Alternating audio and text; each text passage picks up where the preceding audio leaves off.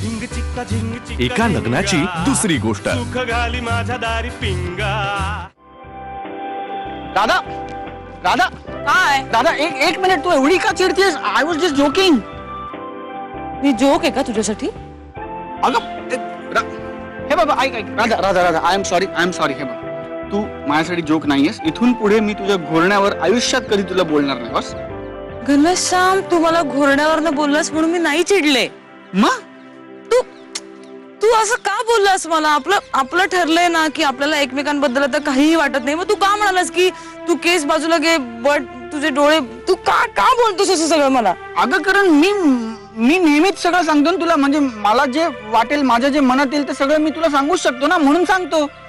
तू बोलून टाकायचं नंतर म्हणायचं जोकिंग. हे मला असं नाही वागता येणार तुझ्याशी.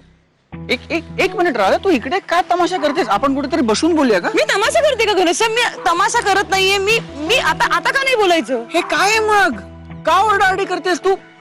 कोणाचा राग माझ्यावर काढतेस तू? सांग ना. हा राग नाहीये घनश्याम, मग हे फ्रस्ट्रेशन आहे. बरं, फ्रस्ट्रेशन. कोणाचं फ्रस्ट्रेशन माझ्यावर काढतेस तू? घनश्याम, मी इतकं तोलून मापून नाही वागत आयुष्यात कधीच. मला असं आता वागायला लागते तुझ्यामुळे.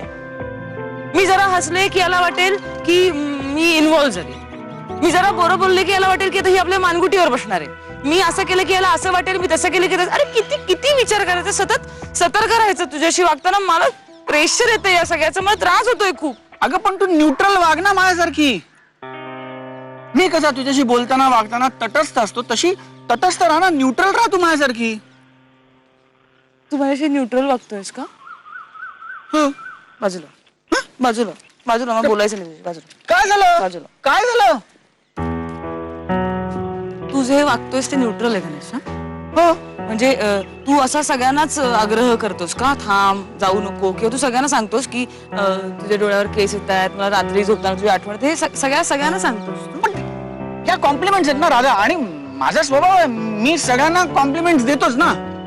असं नाहीये घनश्याम, तू हे मला सांगतोस कारण तुला माझ्याबद्दल. एक मिनिट, तुला असं वाटतंय का की मी तुझ्या प्रेमात वगैरे पडलोय पुन्हा? एक मिनिट, तुला जर असं वाटत असेल की मी पुन्हा तुझ्या प्रेमात पडलो राधा, तर तुझं सपशेल चुकतंय. कळलंय का तुला? तुझं सपशेल चुकतंय. मी काय तुझ्या प्रेमाभिमात अजिबात पडलेलं नाहीये. मी हे बघ मी तुला म्हंटल होतं थांब, कारण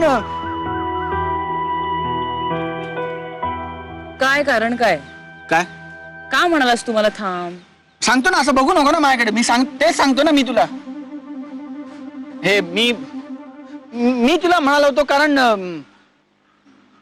मला पाणीपुरी खायला कंपनी होती, आणि कंपनी म्हणून तू बरी आहेस. घनश्याम, तू ना एक अत्यंत, म्हणजे तुला ना काही धड शब्दात बोलता येत नाही, तुला सांगता येत नाही मला एक शब्द वापरून की तुला काय वाटतंय माझ्याबद्दल. तू एक हे मुलगा आहेस अत्यंत. तुलाही सांगता येत नाही ना हे मुलगा आहेस म्हणजे काय? तुलाही सांगता येत नाही ना शब्दात. रिक्षा राधा राधा